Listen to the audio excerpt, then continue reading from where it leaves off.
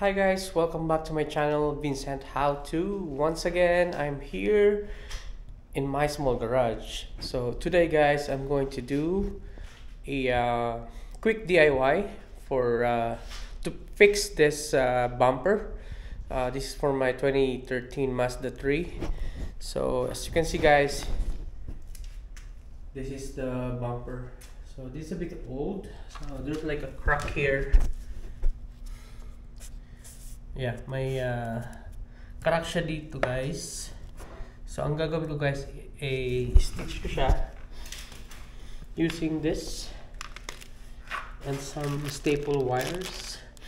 Nagkamali ako nung una kasi ang ginawa ko guys doon ko sa harapan dito ko siya ginawa, which is wrong. I should do it from the back para less na trabaho. Yun lang yung pagkakamali ko guys. So anyway, it is what it is. Gagawin ko ngayon guys is gagawin ko ng tama. So sa likod ko siya i-stitch, then ipinturahan ko na lang yung sa harap, then i-grind yung mga staple wire like this. Then that's it. So guys, please bear with me. Samahan nyo ko guys. Papakita ko lang sa inyo kung paano to i-gawin. So tignan nyo guys, medyo mahaba tong crack nito. Ayan po. So ito yan. So una, i-stitch natin siya using this gun.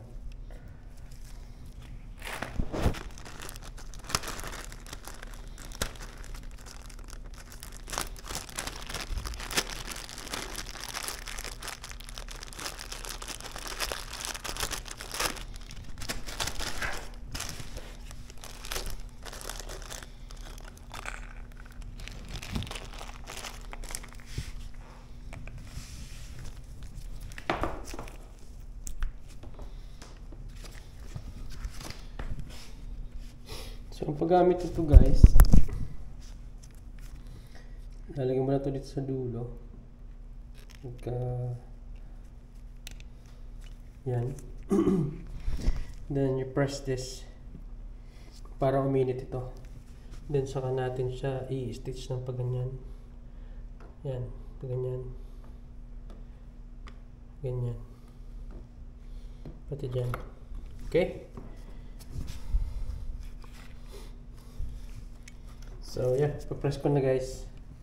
Yan, makikita nyo may ilaw.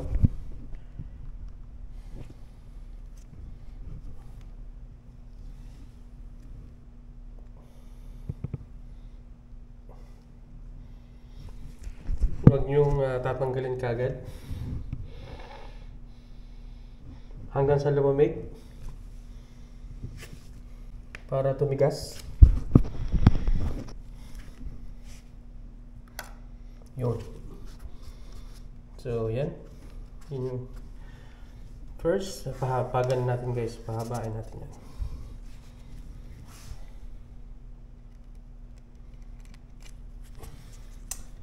Kailangan kong buksan guys yung konti yung pintuan ng garage kasi hindi to maganda sa ano.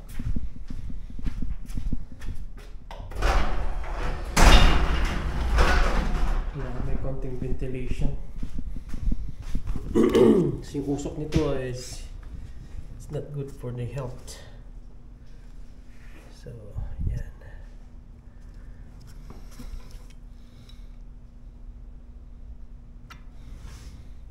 Yan, painitin natin. Yan, usok na.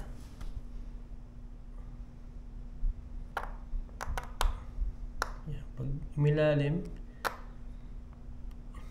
twist natin ng konti, then palamigin.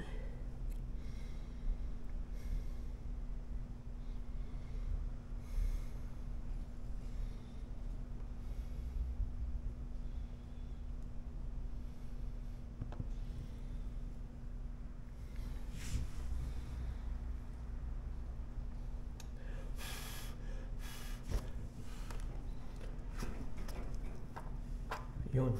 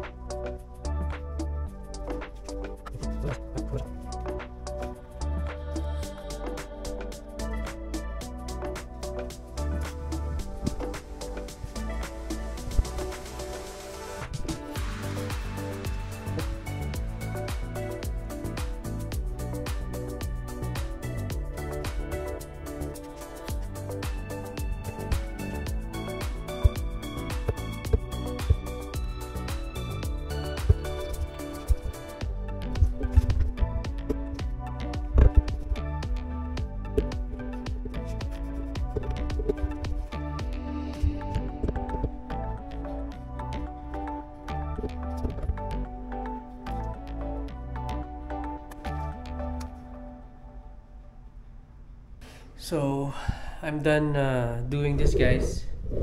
So the next step sa ikakat natin tong mga ito. Dawan. So to be safe, lalagyan ko nito, guys, para wag tumalsik.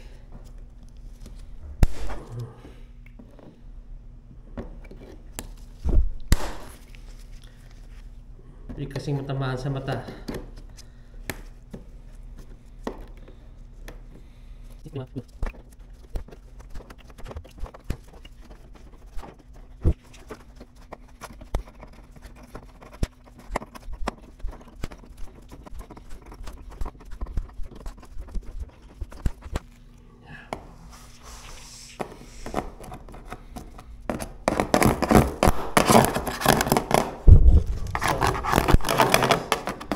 It's okay kasi nasa kabila siya, nasa likod.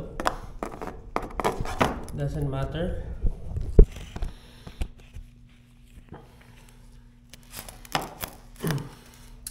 So, tingnan natin yung result. So, yun, guys. Tapos ko na siyang i-stitch dito. So, ibabalik ko na to. Ang next process nito, guys, is to, ipapati ito, then ipapati itong crack. Ito, i-grind ko to. I-grind ko yan, then pipinturahan ulit. Okay? Ito lang muna. Anyway, dahil nga na-stitch ko na, hindi na siya magka-crack pa. So, mali. Ito, mali ito. Dapat sa loob ko tinira. O, mali ako.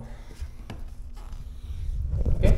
So, yeah. Paano ito gawin, guys? Pinakamabilis na DIY ng ayos ng crack ng bumper. Yun, kung meron ka nito, meron ka nyan. And then this, napakadali. Alright? So, once again, guys, thank you for watching.